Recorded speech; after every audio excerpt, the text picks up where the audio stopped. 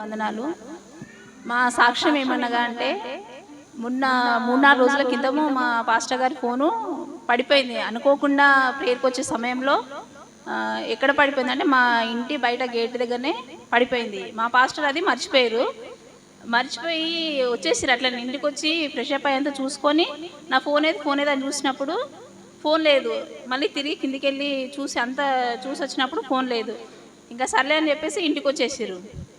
ఇంకా తను ఏందంటే ఫోన్ గురించి ఏం ఆలోచించకుండా బాగానే ఉన్నారు. నాకేందంటే బాధ అనిపించింది చాలా. చర్చ్ వాళ్ళందరి నంబర్లు దాంట్లోనే ఉంటాయి. ప్రతిది కూడా ఫోన్ చాలా అవసరం కదా దేవా ఇట్లేందని చెప్పేసి ఆ రోజు ఏమనుకోలేదు. నెక్స్ట్ డే కూడా చాలా బాధ అనిపించింది. ఏంది ఇట్లా అనుకోకుండా ఫోన్ పోయింది, ఏమైంది అసలు ఎవరు దొరికింది అని చెప్పేసి ఇంకా ఆ రోజు అంతా బాధతో అనిపించింది.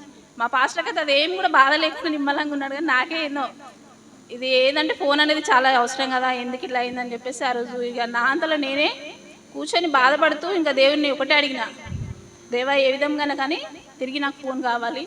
ఎందుకంటే ఫోన్ అనేది చాలా అవసరము. ప్రతివారు సంఘస్థులు ప్రార్థన చేస్తారు. ఏ ఒక్క నంబర్ కూడా మాకు దొరకాలంటే చాలా కష్టం కాబట్టి అని చెప్పేసి ఆ రోజు అంతా కూర్చొని దేవుని ప్రార్థించినట్టే విధంగానే దేవుడు మరియు ప్రార్థనలో మనము చేసిన ప్రార్థన ఏ రోజు కూడా వ్యర్థం కానేరదు. ప్రార్థనలో పోరాడింది ప్రతి కూడా మన దేవుడు మనకిస్తాడు. ఎలాంటి సమస్య ఉన్నా బాధ ఉన్నా మనము దేవుని మొరపెట్టినప్పుడు మన దేవుడు విడబడిని ఎడబాయని దేవుడు కాబట్టి నాకు అదే విధంగా ప్రార్థించినప్పుడు విజయం ఇచ్చాడు. తిరిగి ఆ రోజు సాయంత్రమే దేవుడు మరియు మా వాచ్మెన్ ద్వారానే ఒక ఫోన్ ఇక్కడ ఉందమ్మా వచ్చి తీసుకెళ్ళండి అని చెప్పేసి ఇంటికి వచ్చి చెప్పిపోయిండు. సరే అని చెప్పేసి అప్పుడే మా పాప వెళ్ళి ఫోన్ తీసుకొని వచ్చింది.